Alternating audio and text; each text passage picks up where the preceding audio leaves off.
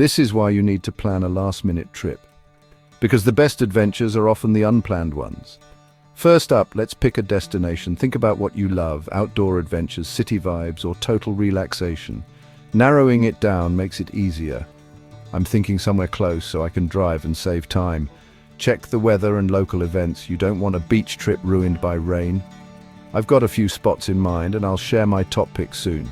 Now, packing. Keep it light, a versatile outfit, toiletries and a charger. I'm going with a small backpack. Trust me, less stuff means more freedom. For activities, don't overplan. Have a few ideas, like visiting landmarks or trying new foods. For my trip, a nearby city with museums, local eats and a park hike sounds perfect. To maximize our 48 hours, cluster activities close together.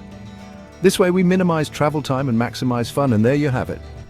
With some creativity and flexibility, a last-minute weekend getaway can be amazing. If this inspired you, hit like, subscribe, and share your spontaneous adventure stories in the comments.